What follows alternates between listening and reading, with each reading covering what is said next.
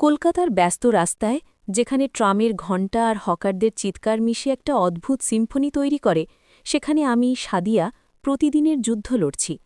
ফিজিক্সে মাস্টার্স শেষ করে এখন বিশ্ববিদ্যালয়ে গবেষণা করছি। কোয়ান্টাম মেকানিক্সের জটিল সমীকরণগুলো আমার মনে যতটা সহজ, জীবনের সমীকরণগুলো ততটা নয়। পড়াশোনায় আমি সবসময় টপার, কিন্তু চেহারাটা, ওটা তো একটা আলাদা গল্প। ফর্সা মুখ, টান টান ফিগার, চোখে একটা অদ্ভুত আকর্ষণ, যা দেখলে লোকে হাঁ করে তাকিয়ে থাকে। রাস্তায় বেরোলেই মনে হয় সবাই আমাকে খেয়ে ফেলতে চায়। আমার বয়ফ্রেন্ড রাহুল সবসময় চোখে চোখে রাখে। সাদিয়া, তুমি তো আমার রানী, বলে সে ফোনে। কিন্তু সত্যি বলতে কি, তার চাকরিটা সবে শুরু হয়েছে, আর আমার ক্লাসও এখনও চালু হয়নি। টাকার দরকার তো হয়ই, বাড়ির লোকের কাছে হাত পাততে লজ্জা লাগে। তাই একটা টিউশন হোমে যোগাযোগ করলাম। তারা ব্যবস্থা করে দিল, 2টো বাচ্চা মেয়ে, সপ্তাহে 2 দিন, মাসে 3000। মন্দ নয়। তাদের নিজের বাড়িতেই সন্ধে পড়াতে হবে। প্রথম দিনটাই মনে আছে। বাড়িটা কলকাতার একটা শান্ত এলাকায়, পুরনো কিন্তু সুন্দর। গেট খুলে ঢোকার সময় একটা অদ্ভুত অনুভূতি হলো, যেন কেউ আমাকে দেখছে। বাচ্চা দুটো, লিয়া আর মিয়া, 10 আর 8 বছরের। তাদের মা, মিসেস চ্যাটার্জি, খুব মিষ্টি মহিলা। সাদিয়া, তুমি এসেছ, বাচ্চারা অপেক্ষা করছে, বলে তিনি আমাকে ঘরে নিয়ে গেলেন। পড়ানো শুরু হলো।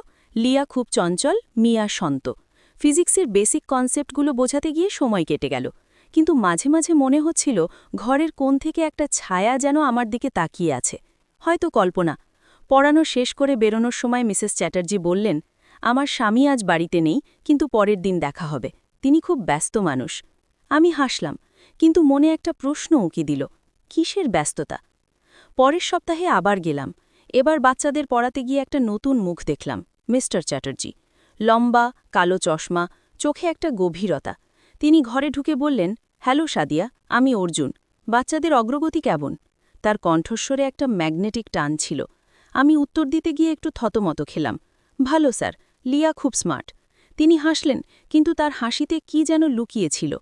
পড়ানোর মাঝে তিনি কয়েকবার ঘরে এসে দাঁড়ালেন, যেন বাচ্চাদের দেখছেন, কিন্তু আমার মনে হলো তার চোখ আমার দিকে।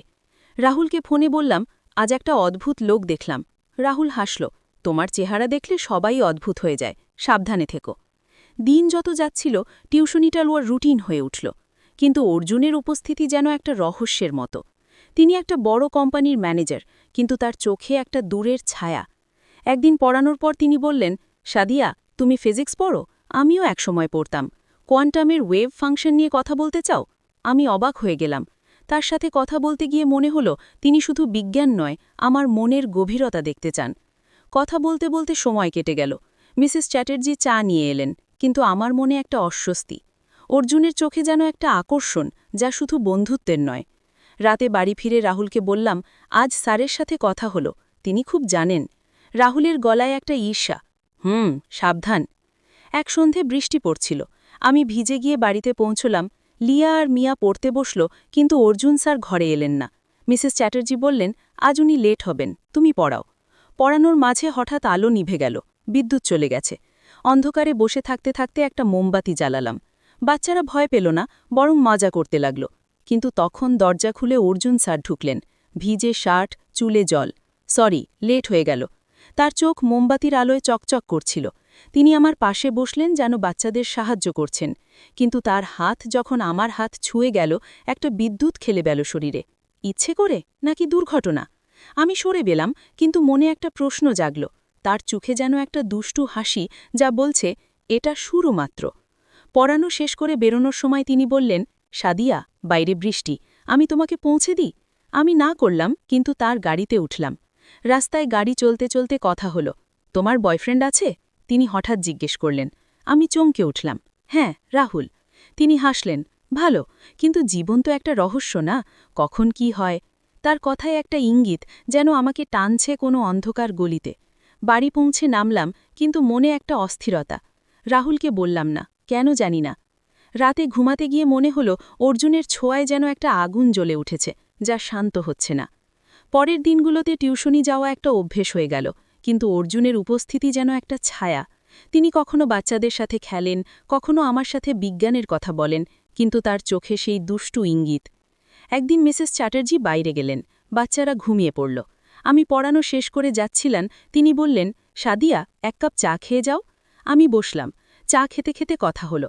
তোমার চেহারা তো অসাধারণ, রাস্তায় সবাই তাকায় না? আমি লজ্জা পেলাম। হ্যাঁ, কিন্তু অস্বস্তি লাগে। তিনি কাছে এসে বললেন, অস্বস্তি কেন? এটা তো তোমার শক্তি। তার হাত আমার কাঁধে ছুঁয়ে গেল, যেন দুর্ঘটনা, কিন্তু সেই ছোঁয়ায় একটা তাপ যা আমাকে অস্থির করে দিল। আমি উঠে গেলাম, কিন্তু মনে একটা রহস্য জাগল। এই মানুষটা কি চায়? তার বিবাহিত জীবনে কি লুকিয়ে আছে? নাকি এটা শুধু আমার কল্পনা? সপ্তাহ শেষ হলো, রাহুলের সাথে দেখা হলো, কিন্তু আমার মন অন্যদিকে। অর্জুনের ফোন নাম্বারটা কখন যেন আমার ফোনে এসে গেছে। একটা মেসেজ, আজকের পড়ানো ভালো লেগেছে, পরের বার আরও গভীর। গভীর? কিসের গভীর? আমি উত্তর দিলাম না, কিন্তু হৃদয়ের ধরফরানি বাড়ল। এই রহস্যটা কি? তার বিবাহিত জীবনে কোনো ফাঁক, নাকি এটা শুধু আমার কল্পনা? বিশ্ববিদ্যালয়ে গিয়ে গবেষণায় মন দিতে চেষ্টা করলাম, কিন্তু অর্জুনের ছায়া যেন সরছে না। একদিন লাইব্রেরিতে বসে থাকতে থাকতে তার মুখ মনে পড়ল, তার হাসি, তার ছোঁয়া। কেন এমন হচ্ছে? আমি তো সুখী। রাহুলের সাথে ডেটে গেলাম, সে আমাকে জড়িয়ে ধরল, কিন্তু সেই ছোঁয়ায় সেই তাপ নেই। মনে হলো অর্জুনের ইঙ্গিতগুলো যেন আমার মধ্যে একটা আগুন জ্বালিয়ে দিয়েছে। রাতে ফিরে এসে ফোন দেখলাম, আর একটা মেসেজ, সাদিয়া, তোমার চোখে একটা রহস্য আছে, জানতে চাই। আমি উত্তর দিলাম না, কিন্তু হৃদয়ের ধরফরানি বাড়ল। এই রহস্যটা কি? তার বিবাহিত জীবনে কোনো ফাঁক, নাকি এটা শুধু আমার কল্পনা? পরের টিউশনির দিন এলো। আমি গেলাম, কিন্তু মনে একটা উত্তেজনা। অর্জুন স্যার ঘরে ছিলেন। বাচ্চাদের পড়াতে গিয়ে তার চোখ আমার দিকে। পড়ানোর মাঝে তিনি বললেন, সাদিয়া, আজ একটা নতুন কনসেপ্ট শেখাও, এন্ট্যাঙ্গেলমেন্ট। আমি বোঝাতে শুরু করলাম। দুটো কণা যখন এমনভাবে জড়িয়ে যায় যে একটাকে ছুলে অন্যটা প্রভাবিত হয়। তিনি হাসলেন, যেমন মানুষের সম্পর্ক। তার কথায় ইঙ্গিত। আমি চুপ। পড়ানো শেষ করে তিনি বললেন, চলো বাইরে একটু হাঁটি। আমি না করতে পারলাম না। বাগানে হাঁটতে হাঁটতে কথা হলো, তোমার জীবন কেমন সাদিয়া? ভালো, কিন্তু তোমার চোখ বলছে অন্য কথা। তার হাত আমার হাত ছুঁয়ে গেল আবার, এবার ইচ্ছে করে। আমি সরে গেলাম, কিন্তু শরীরে সেই তাপ। স্যার, এটা ঠিক নয়। তিনি হাসলেন, ঠিক কি? জীবন তো রহস্যময়। আমি বাড়ি ফিরলাম, কিন্তু মনে ঝড়। এই খেলাটা কোথায় যাবে? অর্জুনের পেছনে কি লুকিয়ে আছে? তার স্ত্রীর সাথে কি সমস্যা? নাকি এটা শুধু আমার কল্পনা?